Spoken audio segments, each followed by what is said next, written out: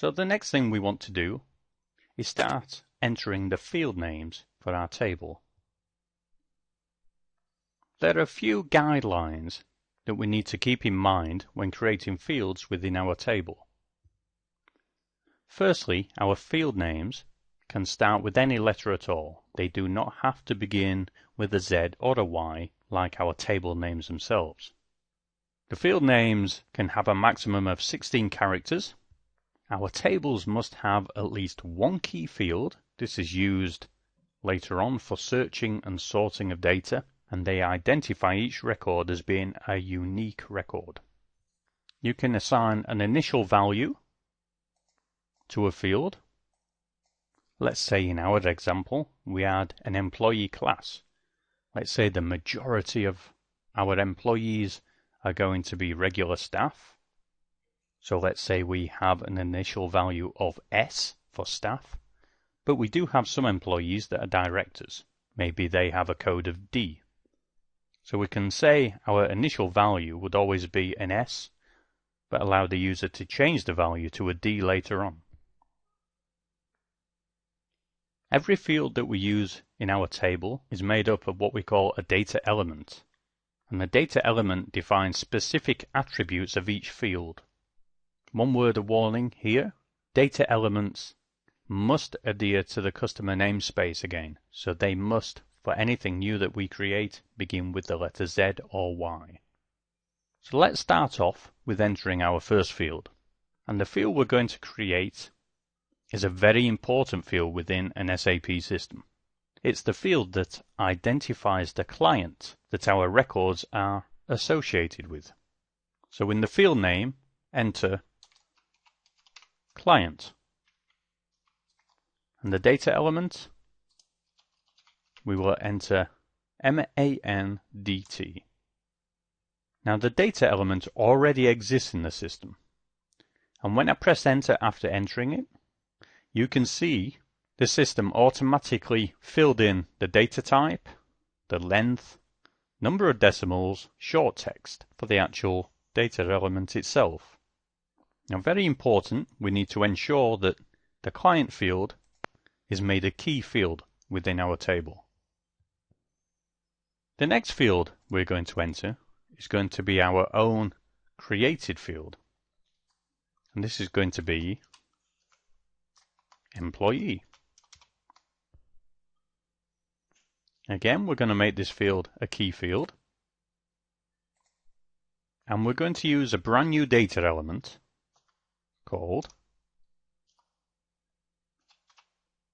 ZEENUM.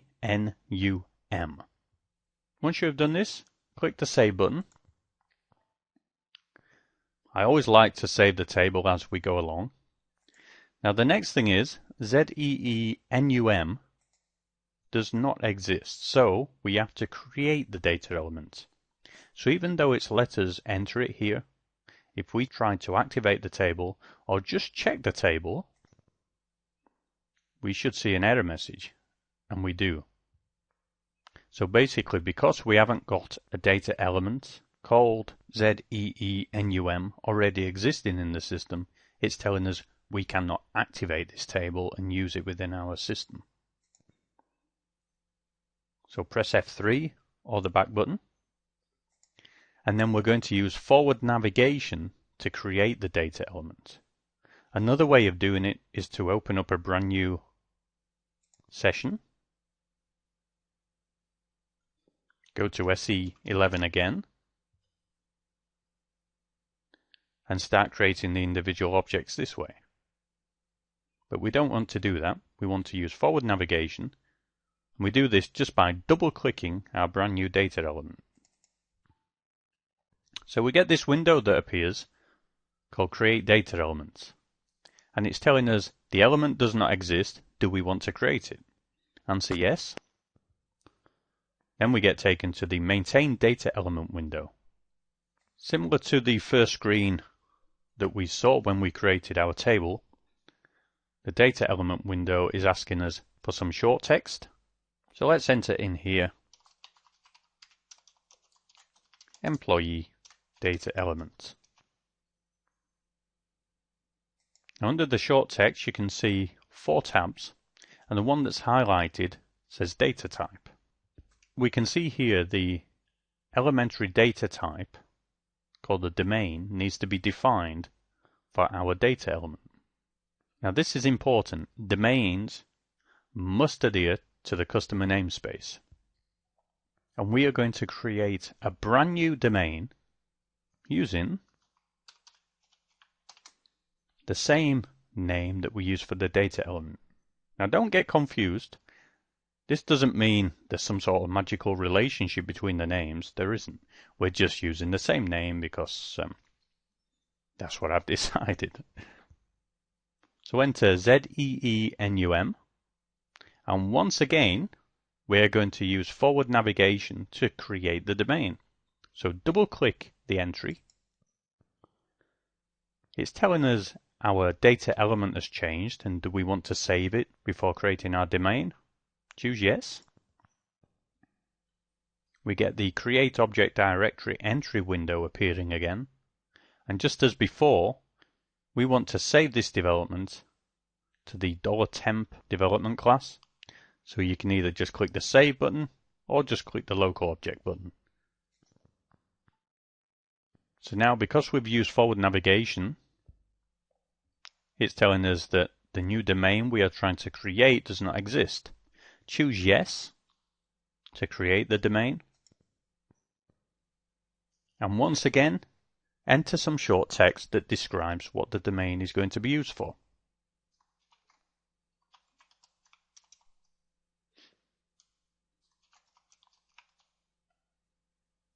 So we will just enter employee domain.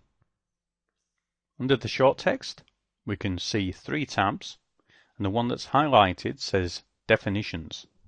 The fields available to us, the first one says data type. Click the drop down on data type. You will see lots of generic data types already exist within the ABAP dictionary, and we can use one of these for our employee field or domain. We're going to choose numC, which is a character string with only digits. So double click the entry and that fills in the data type field for us. In the number of characters, enter 8, which means this field is going to contain a maximum of 8 characters.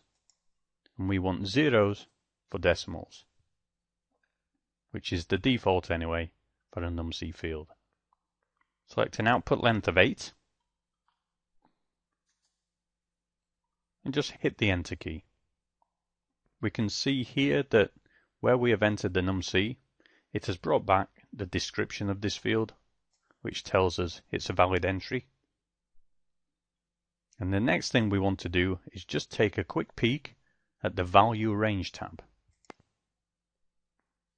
Now this tab is all about setting valid value ranges for the domain that you are creating. If you set a value range and a user enters a value in a field outside the valid value range that you set up, they will be shown an error message and be requested to enter a valid entry. Now there are 3 options for the value range. The first we can see says single values, and this is where you actually enter a list of individual valid values that a user can enter. The next is intervals. So if you have quite a lot of values, but they're all related or all in a sequence, you can enter the lower limit and upper limit. For example, a lower limit of 1, an upper limit of 9. And that saves you entering 9 individual single values. A user can only enter a value that falls within the ranges that you specify. The last option you have is Value Table. When you have a large number of possible entries, it's quite common to use a value table instead of a value range or list of single values. With a value table, you specify a complete valid value table entry list.